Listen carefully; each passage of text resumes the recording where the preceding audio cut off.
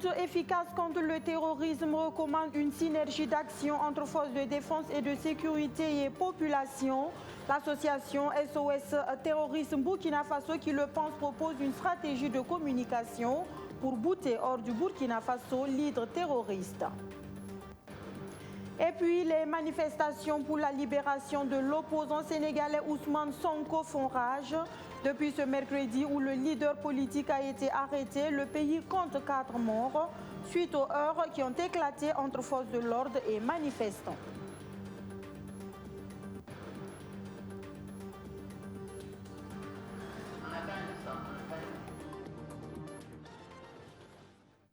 Voilà pour le sommaire. Mesdames, Messieurs, bonjour. Bienvenue à ce rendez-vous de l'information sur BF1. Le congrès du SINA-GSP pour ouvrir ce journal. Plus déterminé que jamais, le syndicat national des agents de la garde de sécurité pénitentiaire tient depuis ce matin son 6e congrès. Victorieux d'une bataille judiciaire contre l'État, le SINA-GSP note la réintégration de 10 des siens dans la fonction publique en ligne de mire pour la lutte syndicale 2021. L'indemnité de risque qui tarde à venir. Luc Pacbelgum était à l'ouverture des travaux. Voici son compte-rendu.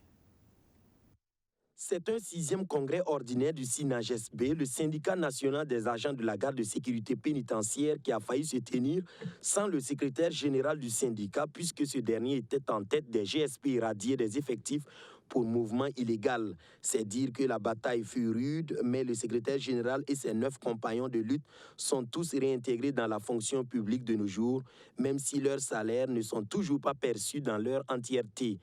Le syndicat des GSP note que si être militant syndical n'est pas aisé au Burkina Faso, il est encore plus difficile d'être responsable syndical. Ce bureau dont j'ai présidé sa destinée a vu le jour, après que le bureau dessus ait été victime de ses propres turpitudes. C'est ainsi que nous avions été élus pour sauver une situation urgente en vertu des textes qui régissent le SINA-GSP. Cette marque de confiance nous a permis de trouver une synergie d'action pour faire entendre et satisfaire nos préoccupations. Ces revendications, bien que légales et légitimes, ont conduit à la révocation de 10 de nos camarades, dont le SG en tête de liste. Les coupures abusives des salaires de tous les militants pendant au moins 3 mois, les affectations arbitraires des militants, et j'en passe.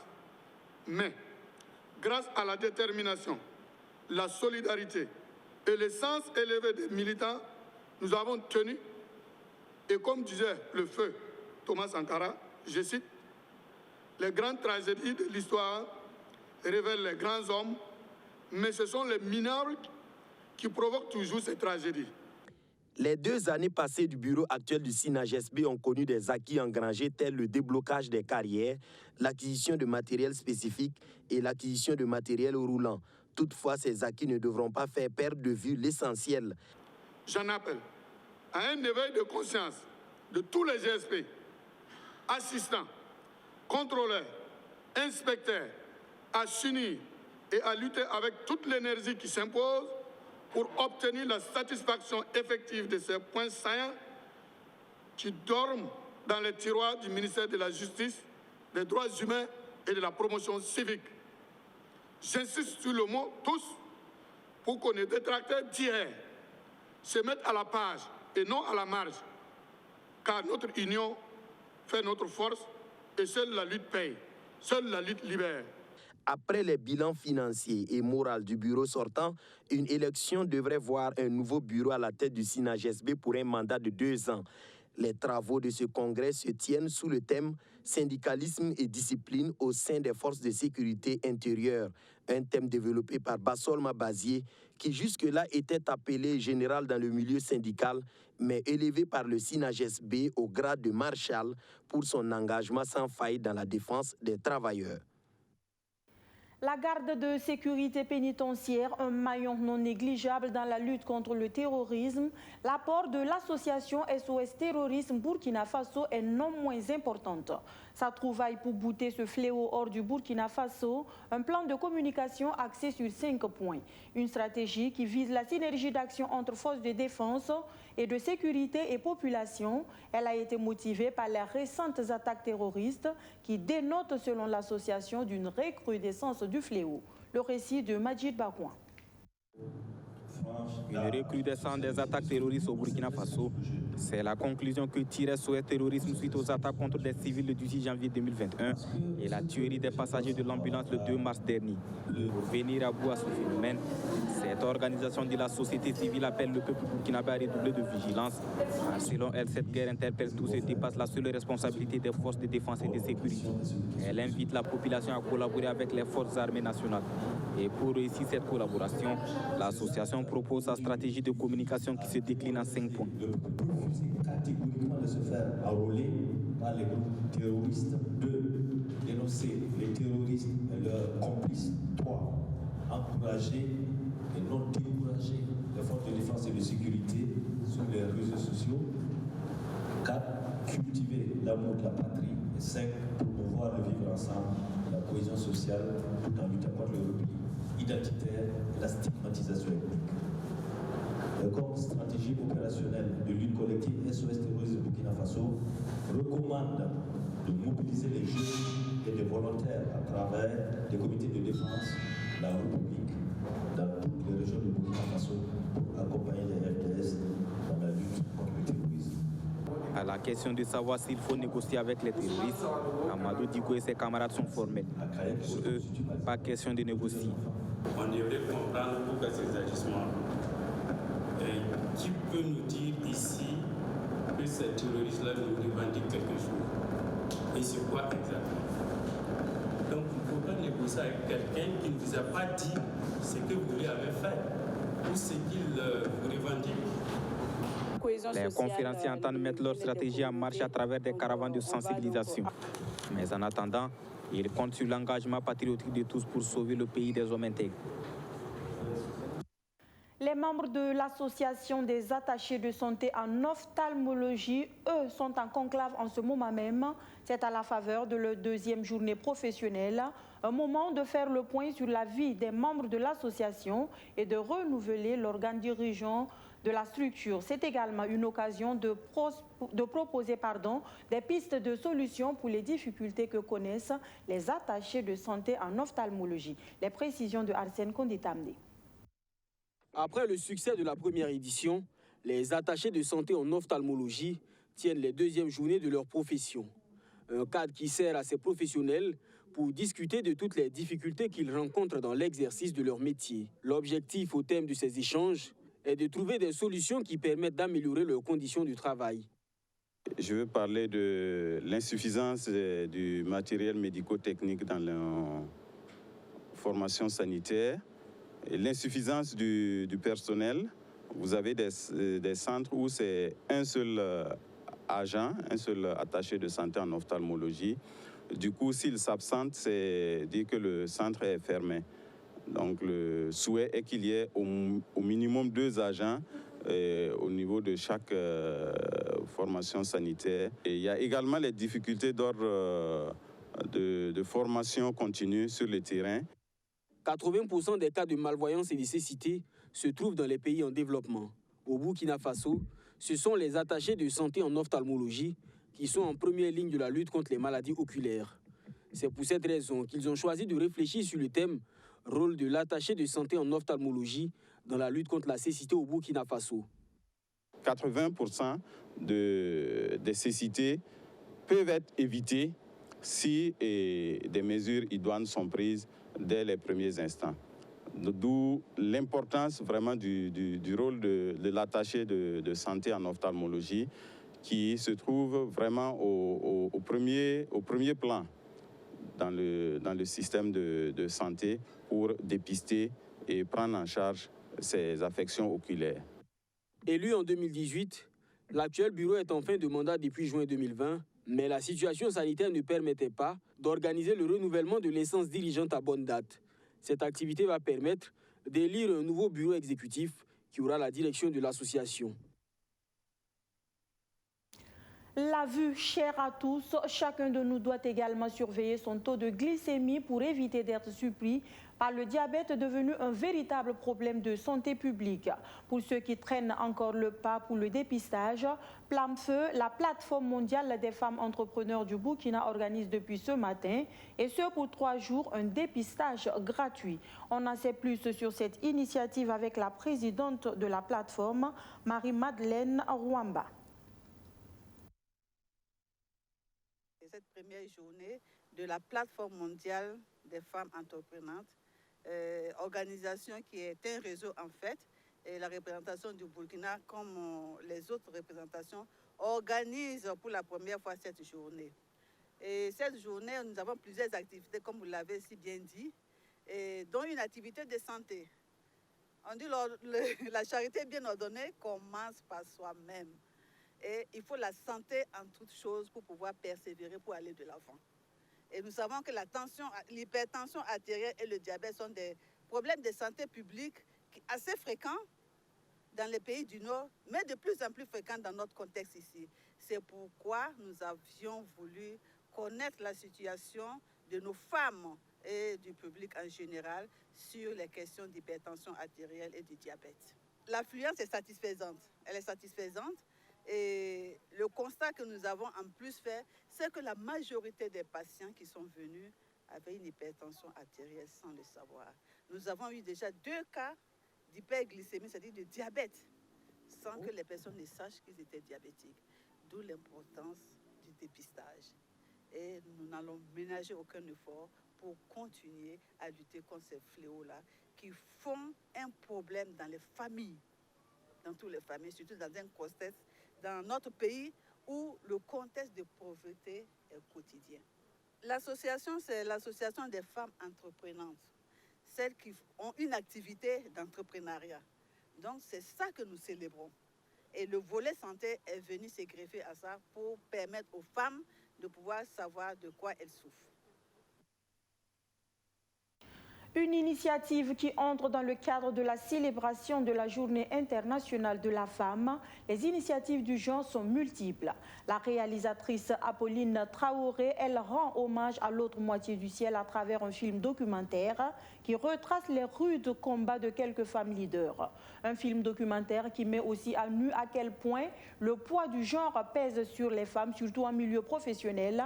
Cette œuvre intitulée 8 bas rappelle à la mère de l'humanité combien le combat pour l'égalité entre les sexes reste long à mener, mais n'est pas impossible à gagner si les femmes prennent conscience pour avancer en rang serré, elles qui ont toujours été de toutes les luttes. Abdou Aziz Saré a suivi la grande première de 8 bas pour nous. Voici son compte rendu.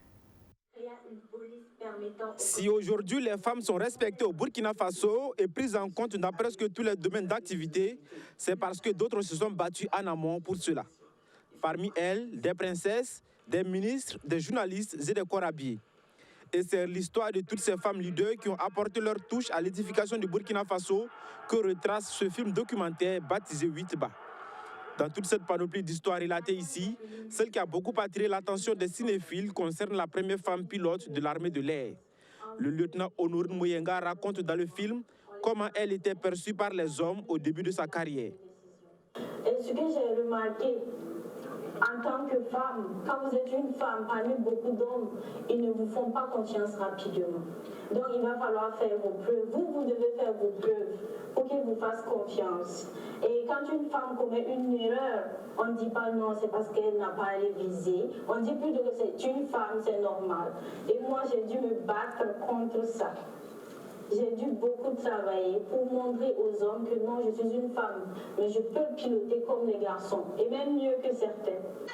Le film relate aussi le rôle prépondérant qu'a joué les femmes dans l'insurrection populaire des 30 et 31 octobre 2014. Nous sommes rentrés tranquillement pour dormir, mais après nous nous sommes rendus compte que l'affaire de dormir n'est pas dans cette affaire. Plein d'émotions et d'enseignements, ce film documentaire vient en quelque sorte rappeler aux femmes de la nouvelle génération que la journée du 8 mars ne se résume pas aux cérémonies festives, mais plutôt à la réflexion sur comment se distinguer dans un monde d'hommes pour faire avancer leur situation socio-économique. Ce film, par moments, j'ai eu les yeux embuée de larmes. De voir tant de combats, tant de batailles qui me permettent de vivre dans un monde dans lequel je vis aujourd'hui. Ça n'a pas été facile, on ne se l'imagine pas toujours. Et je crois que c'est bon de se le rappeler de temps en temps pour nous motiver davantage. 8 Ba est une œuvre de la réalisatrice burkinabé Apolline Traoré. Femme de fiction, c'est la première fois en 20 ans qu'elle réalise un film documentaire. Apolline Traoré l'avoue, la tâche n'a pas été facile. On n'a pas de photos, on n'a pas de documents sur notre histoire. Donc voilà, il a fallu trouver des moyens pour représenter justement cette histoire-là, qui a été difficile. Donc on a aussi approché la presse, on a approché plusieurs presses pour pouvoir avoir des photos et aussi de la documentation pour pouvoir faire ce documentaire. Donc j'ai eu quand même assez d'aide pour le faire, mais ça n'a pas été facile. Et en fait, ça nous prouve, et c'est un message aussi que je donne à la population et aussi à vous les journalistes, que justement ces archives-là sont importantes pour notre histoire, pour notre jeunesse, pour l'avenir qui vient, pour que justement notre histoire ne soit pas perdue. Pour la ministre de la Femme, ce film documentaire constitue un référentiel en matière d'histoire des femmes.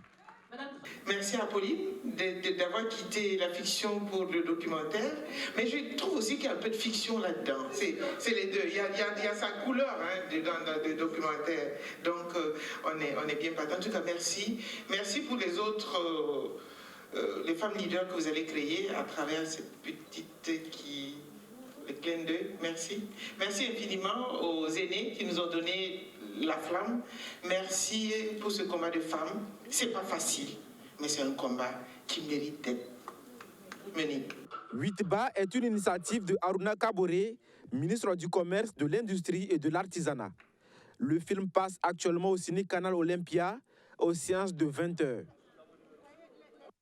Le réseau NUT, le réseau de la société civile pour la nutrition, quant à lui, poursuit ses actions contre la malnutrition au Burkina Faso. Il espère toucher les cœurs à travers une chanson intitulée « Agir maintenant ». Agir maintenant, c'est la conjugaison des efforts de 8 artistes qui donnent un morceau d'environ 5 minutes, produit par le collectif d'artistes dirigé par Bill Akakura. La coloration musicale de l'œuvre, c'est avec Justin Amonto. De belles voix et différents styles sur un seul morceau. Agir maintenant. Cette chanson d'environ 5 minutes du collectif d'artistes dirigé par Bill Akakora est une arme pour stopper la malnutrition au Burkina Faso. Le collectif est composé d'Awa Boussim, Maria Bissongo, Sana Bob, Awa Sissao, Selim Ier, Diko Fils et Malika Laslamazone. Nous n'avons que la voix pour faire changer la donne. Cette chanson de sensibilisation est une initiative du réseau de la société civile pour la nutrition, Réseau NUT. Cette chanson a été demandée par le Réseau NUT pour servir d'outil de plaidoyer afin de pouvoir faire bouger un peu les lignes au niveau de la nutrition au Burkina Faso. J'ai l'habitude de faire des musiques pour des films, pour des pièces de théâtre. Mais particulièrement sur ce projet, c'est aussi un défi de pouvoir regrouper plusieurs artistes avec des langues différentes, avec des rythmes différents, leur propre façon de concevoir la musique différente, mais d'arriver à nous mettre tous ensemble, ça a été le second défi. Cette collaboration avec Djongo Diffusion vise à sauver des centaines d'enfants burkinabés qui souffrent de la malnutrition. Je dirais qu'en tant que mère, il ne suffit pas seulement de sortir les enfants de ses entrailles. Il faut, à travers tes enfants, aimer tous les enfants du monde. Donc pour moi, c'est une cause noble et je n'ai pas le droit de refuser un tel projet.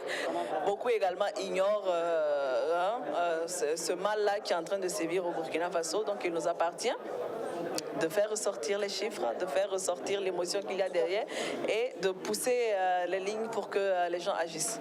Selon la présidente du conseil d'administration du réseau NUT, la malnutrition favorise le décès d'environ 45% d'enfants de moins de 5 ans.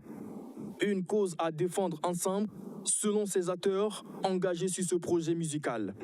Ils souhaitent mettre tout en œuvre afin de réduire considérablement la malnutrition au pays des hommes intègres. Il suffit d'agir maintenant. Parlons toujours alimentation, cette fois sur le volet agriculture, avec cette visite terrain effectuée ce vendredi par le ministre Salifou Ouedraogo. Il était dans des villages de la commune de Dori où il a pu visiter quelques sites d'aménagements agricoles. De Oulo à Bani, où le ministre a pu s'imprégner de la réalité des exploitations. C'est une bonne forme semencière qui se dégage, faisant espérer de très bonnes récoltes. Les précisions de Roméo Kuita. Sur ce site de 40 hectares, il est attendu à la récolte plus de 1100 tonnes de pommes de terre, ce qui équivaut à un peu plus de 167 millions de francs CFA. Nous sommes dans la ferme sémencière de Oulo, à une dizaine de kilomètres de Dori. Au total, 155 personnes travaillent dans ce champ, dont 35 femmes et une dizaine de déplacés internes venus de Arbinda et de Golgadji. La physionomie des plants augure de bonnes perspectives.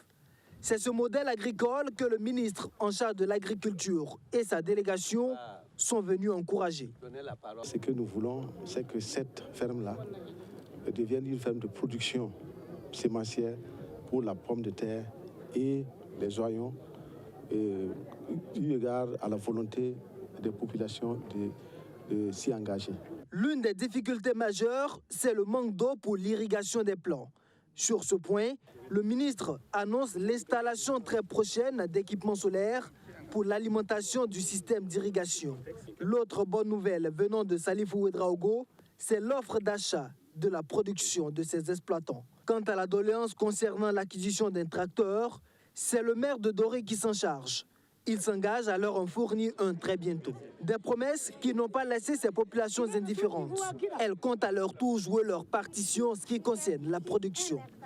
Après Oulo, cap est mis sur Bani, à une trentaine de kilomètres de Dori. Ici également, une autre technique agricole en expérimentation, le système d'irrigation goutte à goutte. Le réseau d'irrigation est en pleine installation sur l'hectare prévu pour ce jardin nutritif. Qui va permettre aux femmes de pouvoir travailler, de pouvoir produire des légumes, de pouvoir consommer, mais de pouvoir vendre pour avoir des revenus. Et ces revenus qui vont leur permettre de pouvoir assurer leurs besoins quotidiens. Cette infrastructure va coûter près de 19 millions de francs CFA.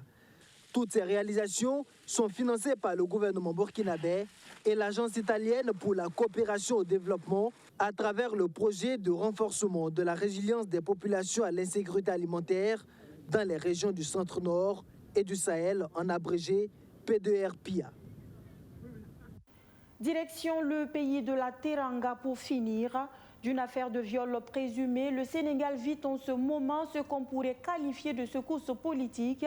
Depuis l'arrestation mercredi dernier de l'opposant Ousmane Sonko, des heurts ont éclaté dans plusieurs villes du Sénégal pour exiger sa libération. Bilan de ces manifestations qui prennent des proportions inquiétantes. 4 morts, des scènes de guérillas urbaines, des services vandalisés et pillés. Ça donne à voir simplement un spectacle de désolation. Des scènes de chaos dans les rues de Dakar et des affrontements d'une ampleur inconnue depuis plusieurs années au Sénégal, pays habituellement considéré comme un îlot de stabilité en Afrique de l'Ouest. L'ONU s'est dit très préoccupée et a appelé à éviter une escalade de la violence. Les autorités sénégalaises ont promis de ramener l'ordre après des heurts entre partisans d'Ousmane Sonko et forces de l'ordre, des heurts meurtriers. Le gouvernement regrette la perte de 4 vies humaines et présente ses sincères condoléances aux familles éplorées. C'est l'arrestation et le placement en garde à vue d'Ousmane Sonko qui a mis le feu aux poudres et le gouvernement sénégalais d'accuser l'opposant d'être à l'origine de ce qui s'apparente à une véritable guérilla urbaine. Il a d'autre part, par des messages répétés, lancé des appels à la violence, à l'insurrection et à l'affaiblissement de l'autorité de l'État. Derrière ces violences, l'arrestation d'Ousmane Sonko, mais aussi les frustrations suscitées par les conditions de vie au Sénégal depuis la pandémie de Covid-19. Dans les rues, de nombreux Sénégalais exprimaient ainsi leur ressentiment contre le président Macky Sall. La garde à vue d'Ousmane Sonko doit s'achever dimanche et devrait être suivie d'une nouvelle comparution devant le juge lundi. Voilà qui met fin aux actualités de la mi-journée sur BF1. C'est également la fin d'une semaine de présentation pour moi. Merci de votre aimable attention et agréable week-end à toutes et à tous. À très vite sur BF1, j'espère. Bonsoir.